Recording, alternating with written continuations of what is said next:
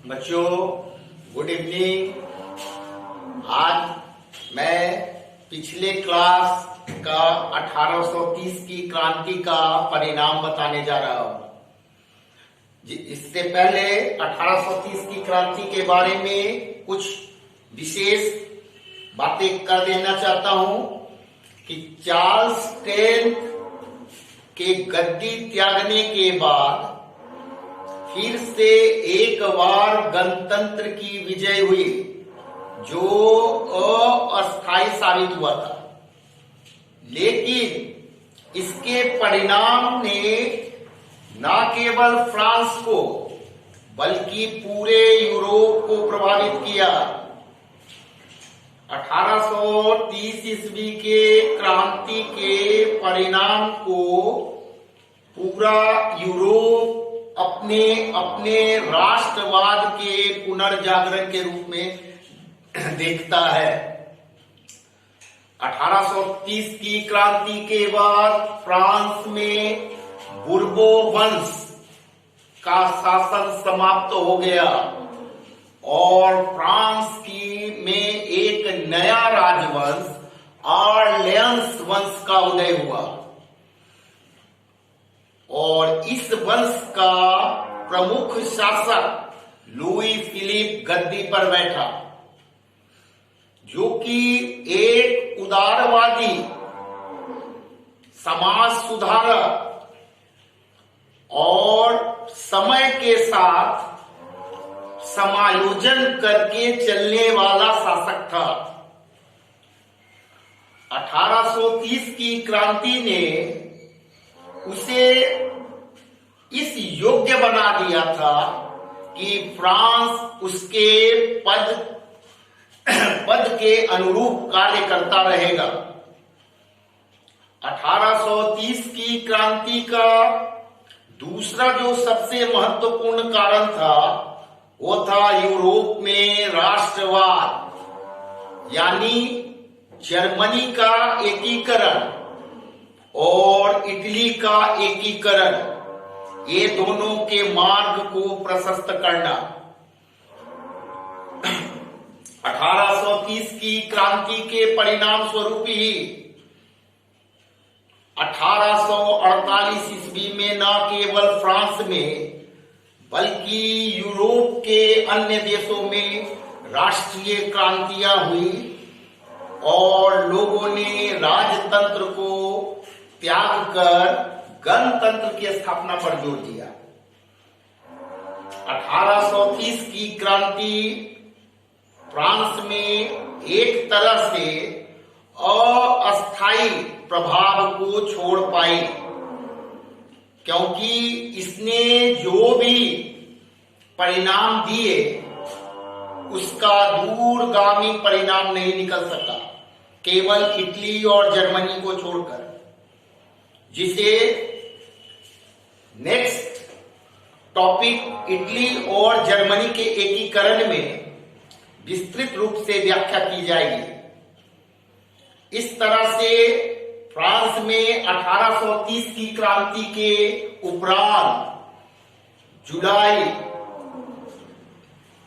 1848 ईस्वी में फिर से फ्रांस एक बार क्रांति की ओर प्रेरित होता चला गया।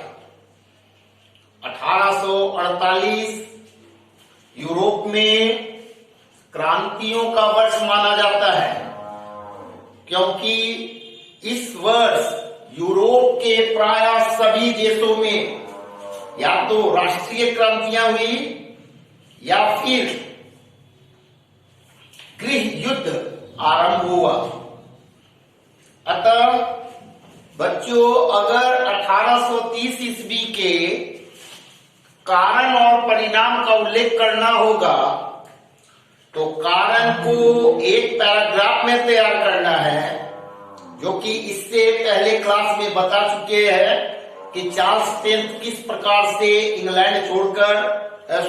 फ्रांस छोड़कर इंग्लैंड भाग गया और फिर 1830 के क्रांति के बाद किससे फ्रांस में 1848 ईस्वी की क्रांतियां हुई। बोर्ड प्रश्न पत्रों को ध्यान में रखते हुए 1 नंबर के प्रश्न को विशेष गौर से बच्चों द्वारा देखा जाना चाहिए, क्योंकि आज तक जितने भी टॉपिक्स पढ़ा दिए उसमें 1 मार्क्स के बहुत सारे प्रश्नों का कलेक्शन है। जैसे फ्रांस की राज्य क्रांति कब हुई, दूसरा फ्रांस की राज्य क्रांति के समय फ्रांस का शासक कौन था, तीसरा फ्रांस का शासक किस वंश से संबंधित था, चौथा प्रश्न फ्रांस किस प्रकार से राष्ट्रीय आंदोलन की ओर बढ़ा, फ्रांस में किन बुद्धिजीवियों ने अपना योगदान दिया।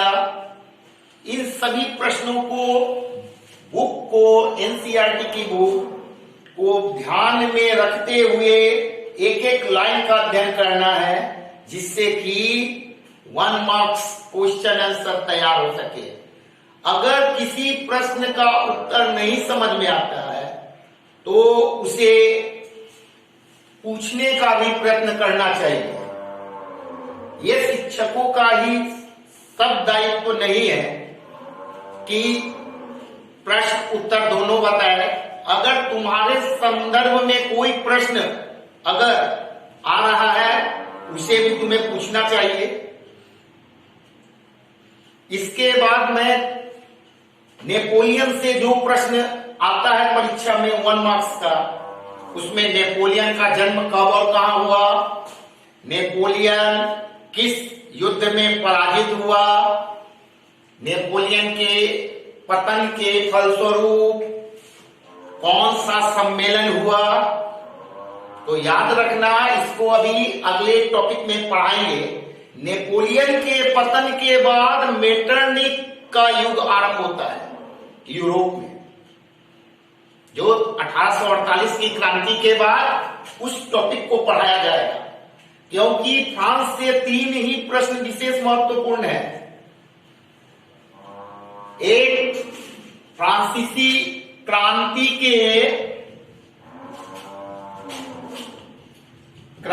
के कारण परिणाम, दोनों ना करके केवल कारण दिया जाएगा। तो कारण में याद रखना है कि राजनीतिक, सामाजिक, आर्थिक, बौद्धिक और तत्कालिक कारणों का उल्लेख करना है। परिणाम, जहां तक परिणाम या प्रभाव, ये दोनों पूछता है प्रश्न, तो इसके आंसर में 1, 2, 3, 4 इस तरह से आंसर देना है। जैसे फ्रांस की क्रांति के क्या परिणाम हुए, तो तुमको फ्रांस की क्रांति के बारे में 2 लाइन बताना है, जो कि उसका परिचय होगा।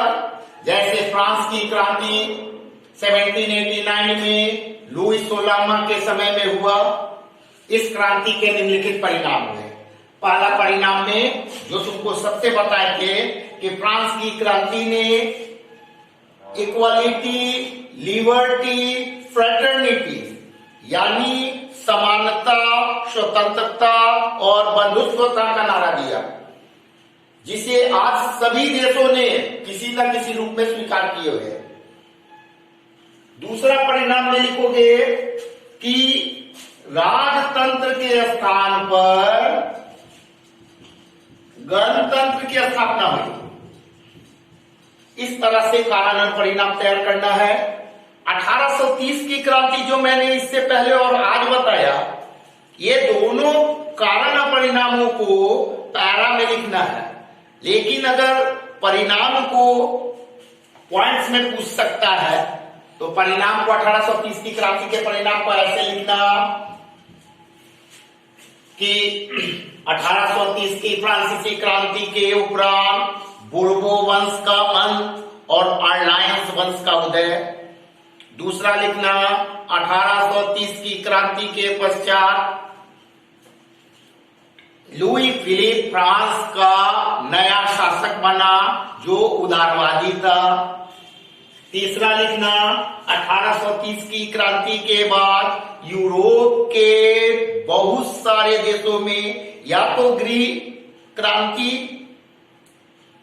गृह युद्ध या राष्ट्रीय क्रांति या क्रांतियां आरंभ हुई। नेपोलियन से एक अलग पैराग्राफ ही आता है।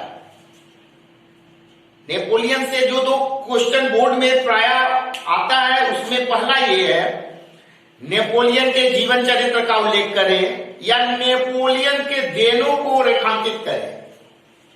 तो नेपोलियन का जो देन है उसको इससे पहले क्लास में भी बताया गया, फिर मैं उसको एक बार से रिवीजन करा दे रहा हूं कि नेपोलियन का सबसे बड़ा देन नेपोलियन कोड है, जिसने फ्रांस में बिखरे कानूनों को एक किया।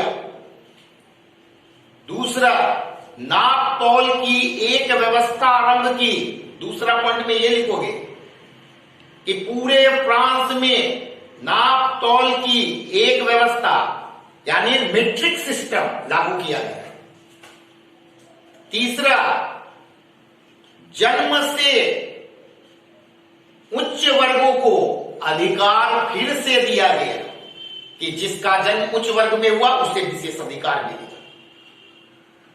और नेपोलियन ने राजतंत्र को फिर से बढ़ावा देने का प्रयत्न किया। इस तरह से नेपोलियन से जो प्रश्न आएगा उसको तैयार करोगे। ये तीनों टॉपिक कंप्लीट हो गया। इसके बाद मैं 1848 की क्रांति के कारण और परिणाम को बताऊंगा। हाँ बच्चों, आज 1848 की फ्रांसीसी क्रांति को पढ़ाया जा रहा है और ये क्रांति 1830 की क्रांति के अनुपात में अधिक महत्वपूर्ण है। 1848 ईस्वी की फ्रांसीसी क्रांति को जानने से पहले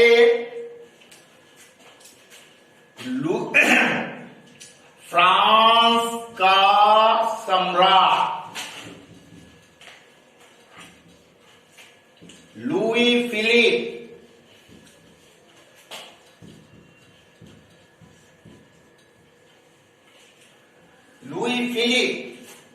वन मार्क्स का क्वेश्चन इससे राइज होता है कि 1848 ईस्वी की फ्रांसीसी क्रांति के समय फ्रांस का सम्राट कौन था? आंसर होगा लुई फिलिप। दूसरा, लुई फिलिप कौन था अगर आएगा तो तुमको बताना है उदारवादी नेता। 1848 ईस्वी की क्रांति पूरी तरह से लुई फिलिप के इर्द गिर्द घूमती नजर आती है। लुई फिलिप 1848 की क्रांति के समय फ्रांस की गद्दी पर बैठा और गद्दी पर बैठते ही उसने उदारवादियों का साथ देने के लिए मिडिल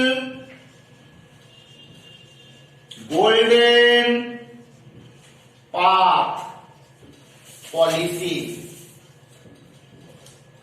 इसको हिंदी में कहते हैं मध्यम वर्गीय स्वर्णिम नीति। एक नंबर में प्रश्न इससे पूछता है कि लुई फिलिप ने कौन सी नीति का अवलोकन किया, तो बोलना मध्यम वर्गीय स्वर्णिम नीति। मध्यम वर्ग स्वर्णिम नीति का अर्थ होता है कि ना तो उच्च वर्ग को सपोर्ट करना है अधिक और ना ही ही निम्न वर्ग को अधिक सपोर्ट करना, बल्कि जो मध्यम वर्ग है यानी मध्य नीति के द्वारा देश को चलाना था। वैसे लुई फिलिप उदारवादी नेता था, यानी फ्रांस की सारी जनता को लेकर चलने का प्रयत्न किया। लेकिन लुई फिलिप ने अपना प्रधानमंत्री गीजो, 1 मार्क्स के लिए इसको देखना, लुई फिलिप ने किसे अपना प्रधानमंत्री नियुक्त किया? गीजो। कुछ नाम चूंकि यूरोपियन इतिहास है इसलिए थोड़ा टिपिकल हो सकता है, लेकिन पढ़ना अनिवार्य है। गीजो ऐसा प्रधानमंत्री बना जो कि सुधारवादी आंदोलन का विरोधी था और कट्टर प्रतिक्रियावादी था।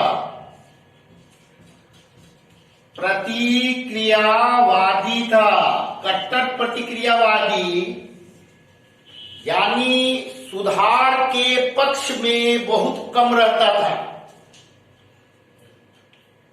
गीजो के प्रधानमंत्री बनने के उपरांत मध्यम वर्ग, निम्न वर्ग लुई फिलिप से नाखुश होने लगे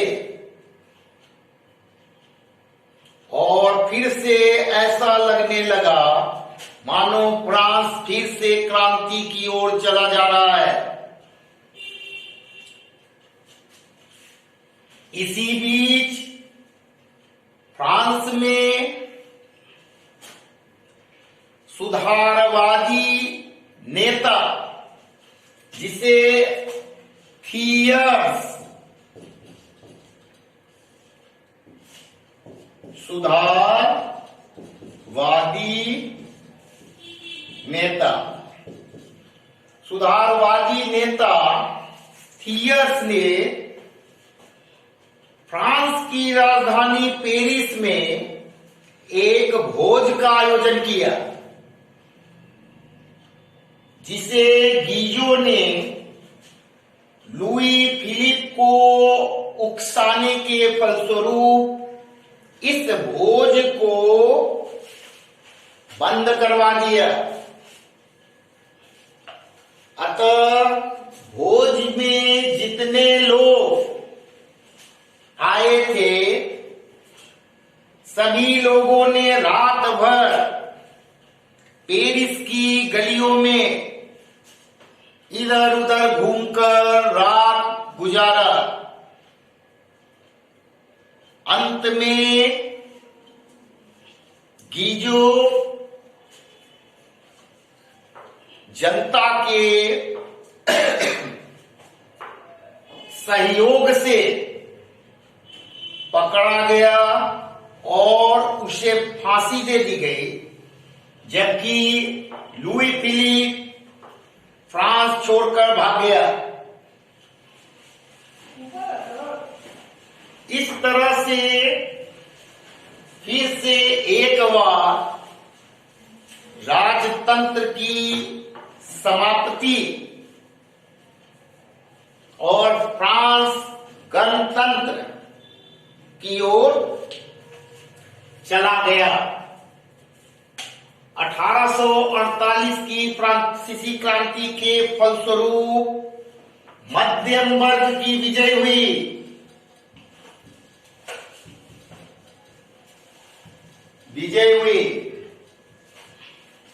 और मध्यम वर्ग के विजय के उपरांत फ्रांस में गणतंत्र की पुनः स्थापना हुई। बोर्ड एग्जाम में विशेषकर 1848 की फ्रांसीसी क्रांति के कारणों के अपेक्षा इसका परिणाम यूरोप के इतिहास को बहुत अधिक प्रभावित करता है। लुई फिलिप के गद्दी त्यागने के पश्चात फ्रांस की राजनीति में क्या क्या परिवर्तन हुए, जिसे 1848 की फ्रांसीसी क्रांति के परिणाम में चर्चा की जाती है।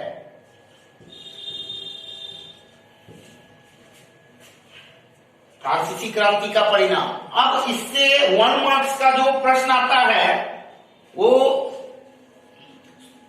इस तरह से आएगा कि फ्रांस का सम्राट 1848 ईस्वी में कौन था। तुम्हें लिखना होगा लुई फिलिप। लुई फिलिप ने अपना किसे प्रधानमंत्री बनाया, उसको याद रखना होगा गीजो। लुई फिलिप ने कौन सी नीति का अवलोकन किया, मध्यम वर्गीय स्वर्णिम नीति। लुई फिलिप भागकर कहां पहुंचा, इंग्लैंड। इस तरह से पूरे बुक में पढ़ने के उपरांत बहुत सारे 1 मार्क्स सब्स्टिट्यूशन क्वेश्चन एराइज होंगे, जिसका उत्तर अगर पढ़ोगे अच्छे से तो तैयार हो जाएगा।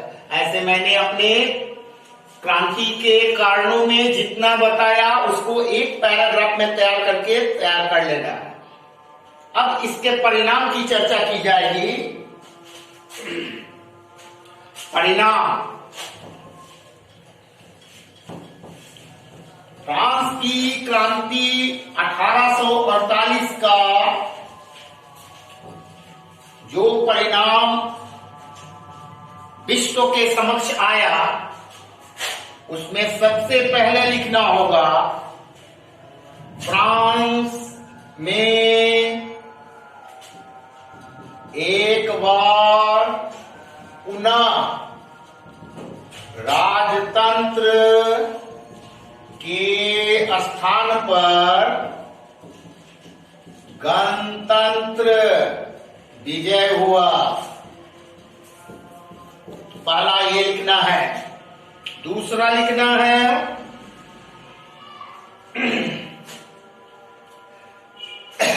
ये इस पॉइंट्स को लिखना, राजतंत्र के स्थान पर गणतंत्र विजय हुआ। फ्रांस में 21 वर्ष से अधिक उम्र के लोगों को मताधिकार मिला।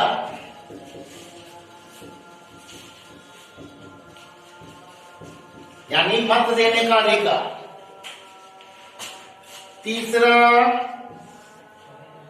फ्रांस में गणतंत्र का नेता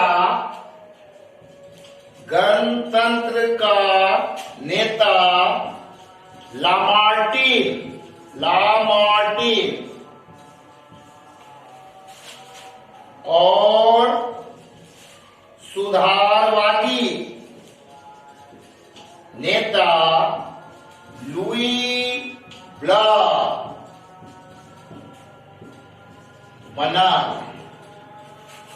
लेकिन इन दोनों के आपसी मतभेद के कारण लुई नेपोलियन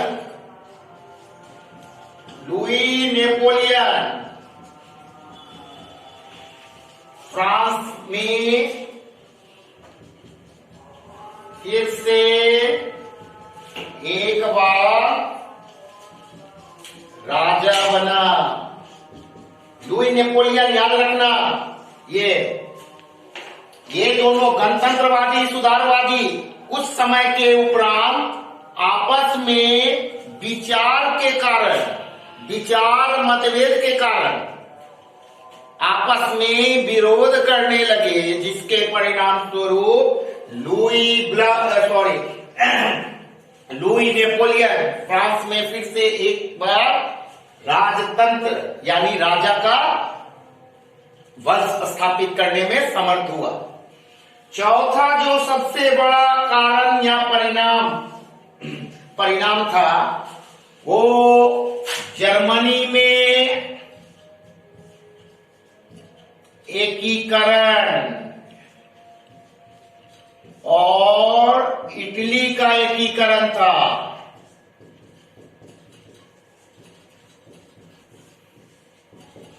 जर्मनी का एकीकरण और इटली का एकीकरण, ये दोनों अलग अलग तैयार करना है।